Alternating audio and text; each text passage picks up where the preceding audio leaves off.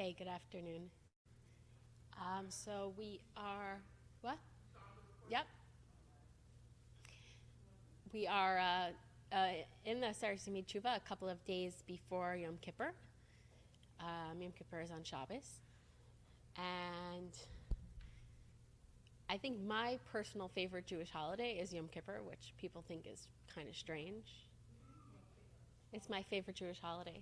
They'll be like, that's kind of weird. Like, you're fasting and it's a long day in shul. But there's something about Yom Kippur. And also, and besides for fasting and it being a long day in shul, there's also the element of maybe people approach the day with a sense of fear, of feeling of judgment. So that's not so pleasant. But I think first of all, there's something about Yom Kippur that the all-encompassingness of it, like, it's almost easier to daven when there's nowhere else to be. Like, you're not going home to do anything else. You're not going to another meal. It's like, this is it. This is what the day is about. And so I think if you can tap into that, it can bring out just like a certain level of like focus and like, this is where I'm meant to be. I really love the very moving and touching. And also, since probably the biggest factor that makes this a day that I look forward to, even though it is harder with children, that is true, but to feel the experience of Yom Kippur. But the biggest factor that sort of changed my perspective on Yom Kippur and makes it a day that I really look forward to is when I started to learn a little bit about the Hasidic approach to Yom Kippur and what this day is about and how it really is not, there should be literally no fear whatsoever on Yom Kippur. Yom Kippur is actually a truly joyous day. And so we're going to explore what that means, that Yom Kippur is a joyous day. So in the Gemara, there's a debate about the nature of Yom Kippur. And who receives atonement on Yom Kippur? Because Yom Kippur is, the word Kippur means, it comes from that language of kapara, mechaper, to be atoned. And atonement means that my sins are forgiven. They're wiped clean. I start with a clean slate. And so the Chazal debate who receives atonement on Yom Kippur. So Rabbanan, the majority of the rabbis, they say, some of the rabbis, they say that you receive atonement on Yom Kippur. Every Jew can receive atonement on Yom Kippur, but you need to do teshuvah. If you do teshuvah, you will receive atonement on Yom Kippur. But Rebbe disagrees, and he says that even if you didn't do any teshuvah, you still receive atonement on Yom Kippur, which is kind of surprising. Like, we thought that you need to don't you have to do the work in order to receive this atonement? But Rebbe says, no, you don't have to do any work. And the language that is used over there is that itzumo shel yom mechaper. The essence of the day brings this atonement. So it's nothing that you did. It's the day itself. As soon as you enter, Yom Kippur is achas b'shana. It's like a special moment in time. And in this special moment in time, we enter into this, like, we're entering into this time bubble where just by entering into it, we receive atonement. And so if we dig a little bit deeper into the nature of the debate is not so much, they both agree on this concept that itzumo shel yom mechaper, that the essence of the day brings atonement, and therefore atonement is accessible to everyone. Rebbe just thinks that you don't have to actually do anything to achieve that, and the Rabbanan say, no, you do have to, make some sort of movement of teshuvah to tap into that. But definitely we all agree that that atonement is in the air, that it's present and it's just there on Yom Kippur. So how does this work? That this is a day where just the nature of the day itself, and it's not actually, it doesn't say the nature of the day. It doesn't say like the energy of the day is mechaper. It says specifically itzumai, the essence of the day. The essence of the day is that it's about kapara. So essentially, it is a atoning time. So let's look at where Yom Kippur falls sort of in this. We've entered, since Elul, we've sort of been on a journey, and every year we get a beautiful chance to sort of take some time as Jews, both to sort of set up our year. And it's nice to have that opportunity where it's like it's given to us, we're forced into this state where we recalibrate and we consciously make an effort to establish our year. And we can say that it's like a two-part process. The beginning process of Rosh Hashanah and Yom Kippur, which we call like the high holy days, those are more like zooming out moments where we sort of transcend from the physical world, and the emphasis is not on the physical world, and it's more about a spiritual time. And then the second half of the month, we actually zoom back into our lives, and we take that energy that we've received in our transcendent state and draw it down into every single element of our life. We go into the sukkah and we bring our entire life into the sukkah. We eat there.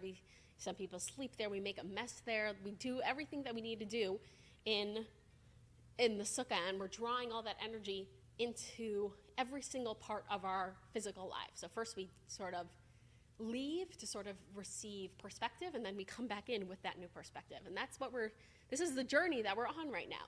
And we're smack in the middle of that journey, and where we are right now is called Aseres Yemei Teshuvah. And there's a very funny thing about the Aseres Yemei Teshuvah, because the language that talks about the Aseres Yemei Teshuvah says that in Chazal they say, Dirshu Hashem b'matzai karua b'aisai karet. Seek Hashem where he is found, call him when he is close. And Chazal say, when is Hashem close? What is it saying, seek Hashem when he is close? These are Asara, let me read the exact words. Elu Asara Yamim Shabein Rosh Hashanah L'Yom HaKippurim. These are the 10 days that are between Rosh Hashanah and Yom Kippur. But if you do the math, there are not 10 days between Rosh Hashanah and Yom Kippur.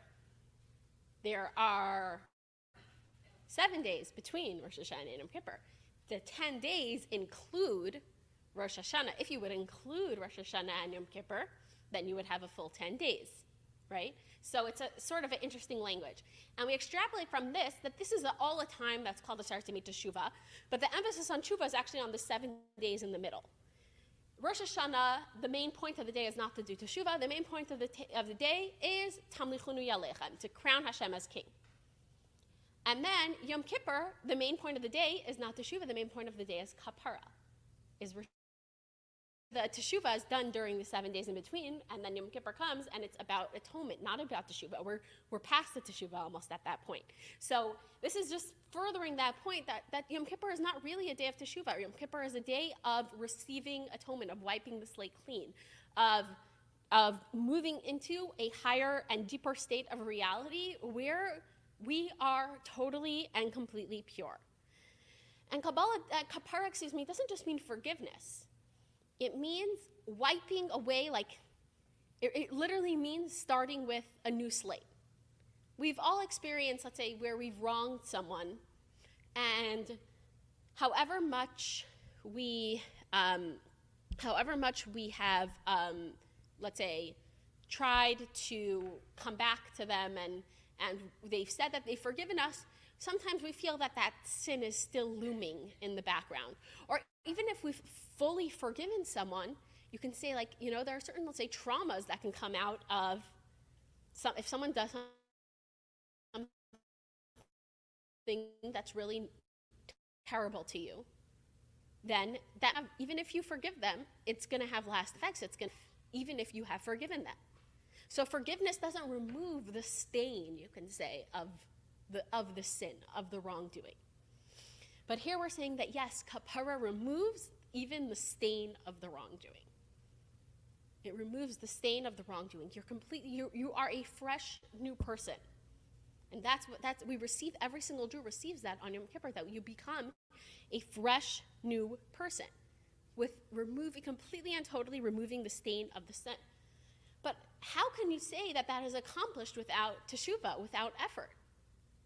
How can we say that that's accomplished without teshuvah? If a person does teshuvah, then they go through a process of feeling bitterness and they feel regret. And that leads them to no longer want to associate with the actions that they were doing before, right? So they no longer want to associate with the actions that they were doing before. And they basically, what happens is through the process of teshuvah, our sense of enjoyment sort of shifts from being around maybe things that are not so positive to being around things that are positive. Teshuvah is that process of returning to our deeper selves. So I would understand how doing teshuvah causes my sins to be removed and the stain to be removed.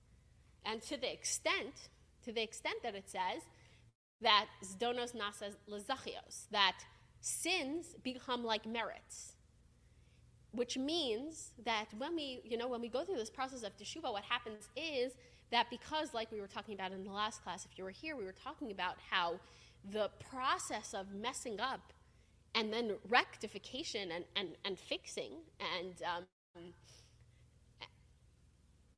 actually makes us better people. And it actually serves us and serves our Avodas Hashem. It deepens our connection with God. The failure itself is actually a catalyst for very positive change that we wouldn't be able to receive without the failure. It's part of the plan and part of the process. So that's why the sin becomes like a merit for you. If you do a proper teshuvah where you harness that energy and you see in a kind and gentle way with yourself, but you see how, I can use all these mistakes to make myself a better person and to deepen my relationships with Hashem or deepen my relationships with other people and understand myself and Hashem and the world around me better, then these things are becoming like merits. But how can we say that you receive a kapara without doing anything? Like, it almost seems like like when they would give out these pardons in the church, right? Like, okay, we'll just give this to you. It seems kind of like not grounded in reality that Hashem we don't trust that. It's hard for us to trust that Hashem is going to forgive us. We think that we have to really, really sweat in order to earn Hashem's forgiveness. We don't trust that Hashem is just going to forgive us. So where does this forgiveness come from? What does it mean that Itzuma Shel Yom Mechaper? So we can look at our relationship with Hashem as that there are different levels of our relationship. And I think this happens with many relationships that we have, that at different times we operate from a different sort of space in those relationships. So the most basic relationship that a Jew can have with Hashem is what we would call the relationship of a servant and master. And I'm saying that it's basic because it doesn't sound so nice to be like the servant of a master, but it is actually it's quite difficult to achieve to be Hashem's servant. What does the servant do? The servant does anything that the master tells him to do. The servant is totally obedient. And on a certain level, on the level of servant, there's less space for messing up because the relationship of a servant and his master is not really personal. So what happens if you have, right? It's like this language is so outdated.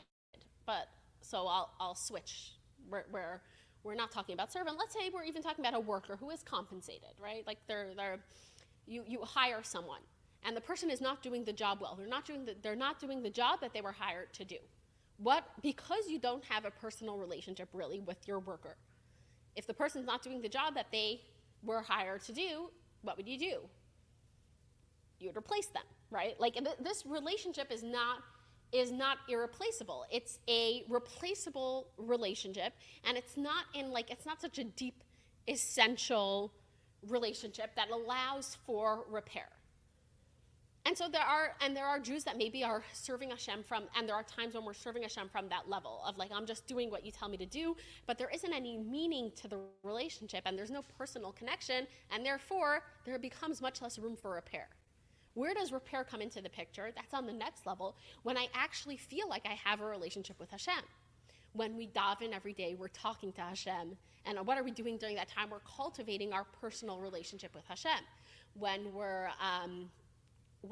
we are, in general, just thinking about God, when we express appreciation to Hashem, when we think and we make a list in our head of like gratitude for everything that we're grateful for Hashem for, and even take it to the other side, even if we get angry at Hashem and upset at Hashem, is also indicative of the fact that I have a personal relationship with Hashem.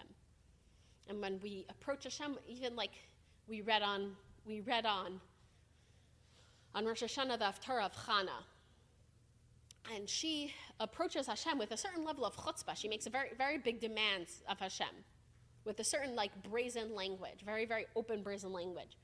And that's actually seen as something positive, because you would only ask Hashem to do what might be impossible if you believe that he can do what is impossible. So the chutzpah that comes with asking for the impossible means that there's a certain sense of connection and safety that you feel around Hashem. Right? Like, my daughter asks me to buy her the Hello Kitty motorcycle, rainbow Hello Kitty motorcycle, and I'm not going to actually buy her a rainbow Hello Kitty motorcycle, but I'm happy that she can feel like she can ask that from me, because that means that she feels secure in this relationship that she can ask for big things, and I feel secure enough in the relationship that we're not going to bias, right? But like, that's a certain sense of security and safety, and in that space there is already room for repair. So when I mess up, I can say, God, we know each other, right? We care about each other, and you know that sometimes I mess up, and that's just the way I am, and you created me with all my flaws, and I'm gonna do things wrong, and I'm also gonna do teshuvah and return and repair the things that I've gone wrong. The same way with any human relationship, if we're moving from let's say, workers to even just to friends, right? Friends who care about each other. As if the friend isn't living up to what you believe a friend should live up to. They didn't remember your birthday, right? So you're offended about that. If you care about them, you're not gonna just be like, okay, replace you to find a new friend, the same way I would replace a worker who forgot about a meeting, right? So because there's a level of relationship over here, there's also space for repair. But then there's an even deeper level of relationship. And this is the essential bond that exists between the essence of my soul and the essence of Hashem. That my soul is completely and totally one and united with Hashem's essence. And I think probably the best framework of a human relationship that we have to understand this is a parent-child relationship, where even if a parent-child relationship goes wrong, and there's a lot of tension between the parent and the child, and it's very sad and very painful when that happens, when there isn't a positive relationship between parents and children. But if, the mother gets a phone call that the daughter was backpacking in Thailand and got in an accident and is in the hospital, then the parent is going to go. They're going to go, and in that moment, when the parent is sitting there, are they thinking about all the things that the child did that they rebelled against them? All the rebellious things that the child did. They're not thinking about the rebellious things that the child did. They're not thinking about all the complaints that they have against their child. Because at this moment, this is a moment that reveals the fact that we are essentially bonded. And as Jews, we have these moments too. We can call them Mesiras Nefesh moments, where sometimes, there's a whole section in Tanya dedicated to this, that a Jew, there are things that will happen. Let's say, I think that this is a good example, is that after something, let's say after October 7th happened, what happened? It awoke in many Jews a sense of Jewishness and their Jewish pride. Because when our existence and our very Jewishness is questioned, that calls on my essence to come out and say, no, I am Jewish, right? I am, even if I was not observant my whole life and I never felt a sense of connection to this my entire life, now I am, because because it is now an essential question. It's questioning the identity of who I am. And so sometimes we have it as a result of negative things, which is unfortunate. And then sometimes we have the essential bond can be revealed as a result of a positive thing. Just like the very nature of that relationship, where you know you cannot exist without it. And that coming from a positive place, like having a moment of just like a beautiful moment of recognizing that I am completely and totally one with this person. And when we enter into that space of essence, nothing else exists. Our actions don't exist, and our actions, they almost don't matter on that level. Because it's not that we didn't do anything to earn this relationship. That's why. The fact that I have this relationship is not something that I earned. It's not something, I didn't have to do something. I didn't have to join the club. I didn't have to sign up for membership. This is just the reality of who I am. And therefore, if I didn't do the things in this moment, I'm forgiven for that, because it doesn't matter. Right? And if in any, let's say, back to we're using human relationships as an example because our relationship with God can feel abstract. And I think it's easier to pull on what this feels like when we're speaking about human relationships. We all, like, there are times when you can come up with like laundry lists of negative things about someone that you really love and that you really care about. And all these things, and you can be so angry at them and be so upset and not want to talk to them. They don't make you feel good. But then you can have a moment with that person when you have a moment of essential connection and essential bonding, a certain sense of intimacy and absolute connection. It's not that you've forgiven them for the bad things that they've done. Those things they don't even exist in this moment.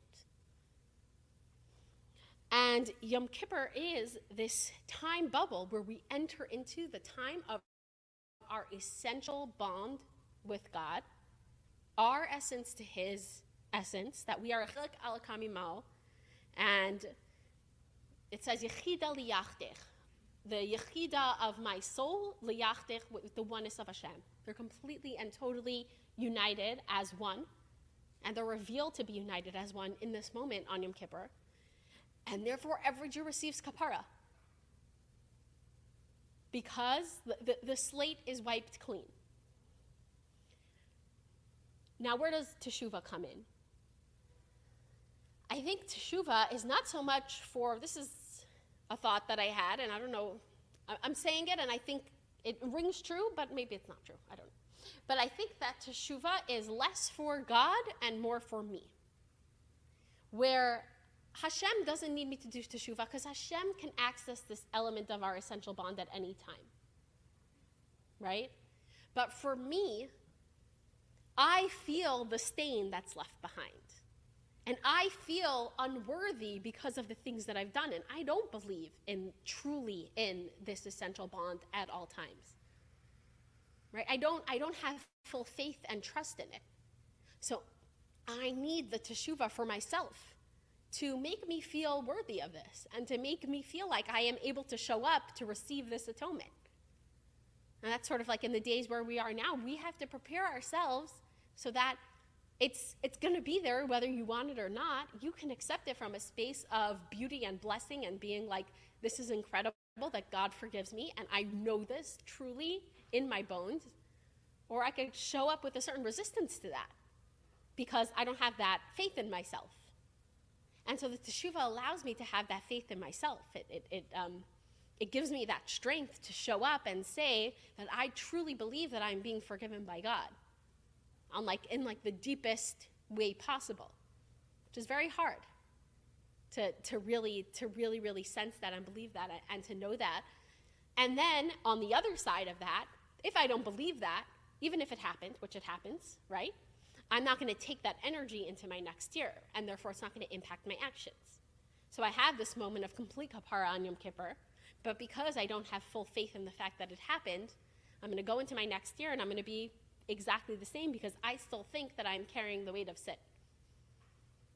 But if I prepare myself to receive this atonement, and I receive it and I accept it fully, and I know that this is truly what happened at this moment, then when I move into the next year, I'm not carrying the weight of everything that came before.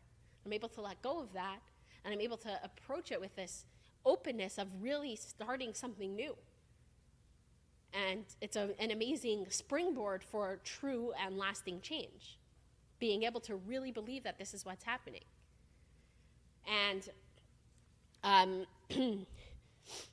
it's interesting also, just like in the setup of how the year goes, in order to receive, what did we do that, in a sense, that we deserve this atonement, is that we first had Rosh Hashanah, where we accepted Hashem as king. And in accepting Hashem as king, what have we done? We've surrendered to him. We've surrendered ourselves to him. And that process of surrendering allows us to access that essential self. Because when I'm in my head and I'm in my heart and I'm inside all of the other more superficial parts of myself, then I am not in touch with my essential self. So I need that moment of surrendering on Rosh Hashanah. I hear the shofar. The shofar is just a call without words, right? It's not an intellectual thing, but it's just speaking to my essence, my essential self, and it's drawing it out in preparation for Yom Kippur, where I will now receive this atonement. And then on Yom Kippur, this is why we fast. This is why we sort of remove ourselves from the world, because the world sometimes brings us into our more external selves. And over here, we're trying to go directly to the deepest self. And that requires the mitzvahs of Yom Kippur, which are about transcendence and sort of transcending the body and enabling me to get in touch with who I am at my core. Another interesting thing about Yom Kippur is that it's the only time that we daven five tefillos. Right? We have Shachris, Mincha, Ma'ariv. Then on Shabbos and Yom Tov, we add Musaf, and on Yom Kippur we add Ne'ilah. And there are 5 levels of the soul: Nefesh, Ruach, Neshama, Chaya, and Yechida. The Nefesh, Ruach, and Neshama are the more external levels of the soul. And then Chaya and Yechida are the deepest levels of the soul, Yechida being the deepest, the essence, the part of our soul that is still one with Hashem. That is what the Yechida is, because it literally means Yachid, unity, oneness, right? So the Yechida is not, it's not independent of God. It's completely and totally unified with Hashem. And if you think about it, this is actually what unifies all Jews with each other as well. Because the same Yechida that is completely unified with Hashem is, if we're talking about complete unity, we're all connected on that level, right? All of our souls are absolutely unified with God, which means that we're all absolutely unified essentially also with each other, which is just something interesting to think about also as we're talking about the Yechida. But on Yom Kippur, on Shabbos and Yom Tov, we can access the level of our soul of Chai, a deeper level of our soul than we usually access during the week. That's why we have the 4th prayer on Shabbos and Yom Tov. But on Yom Kippur, it's the one time that we actually have that 5th prayer, because it is a time when everyone can access that essential self. We can all access the essential self at our own moments in time through different things that happen. I'm not saying it's not accessible other than on Yom Kippur. But on Yom Kippur, it's there for everyone. It's happening to everyone. Every single person is having this, every single Jewish person is having this experience, because, like we said before, it's Itzuma Shel Yom Mechaber. The day itself is what's making it happen. And so just to close off with this one last point, that when I was going to school, I always learned about the sort of the pinnacle of Yom Kippur, which is Ne'ilah, when the last prayer of Yom Kippur, and we're ending off the day. And Ne'ilah means the locking of the gates. And the way that I learned about it was that you have to sort of, Ne'ilah is a time, it's urgent, because you got to run. The Hashem's gates were open, the king's gates were open, But now the day is closing. He's going to close the gates. And so I got to get my last prayers through those doors before he closes the gates and he's no longer, that's it, I'm locked out. But the Rebbe totally turns this around and he says, yes, Ne'ilah means locking the gates. The doors are being locked. But you're being locked inside the room with Hashem. It's the locking of the doors of the Yichud room, so to speak, where me and Hashem are being locked in the room together. So it's not a sense of urgency that I have to run and slip something through the door that God is no longer being accessible. It's that I am being locked in with Hashem. That I am having this moment of absolute, total oneness and unity with Hashem. Which also comes with a certain sense of urgency, but it's a different urgency of being locked out, right? It's the urgency of being invited in. And what am I going to do? What am I going to do with that? What am I going to do with that invitation? What am I going to do with that moment of connection and oneness? So, with all that, I think that there's no room for any sadness or fear as we move into Yom Kippur. This is the day when God does not see us as separate from him whatsoever, right? This is the day where he sees us completely and totally as one with him, not as creations, but as a part of himself. And it's for us, we can either just sort of like cruise through that, or we can make that intentional and draw that, hopefully draw a little bit of our own experience. And that as a space of, as a means to really believe that Hashem is forgiving us and really believe that we're able to let go and start fresh and start the new year with this incredible invigoration of this intimacy that we're having with Hashem. So everyone should have a Gemar Chasima Tova, easy, fast, and joyous Yom Kippur. Chaim.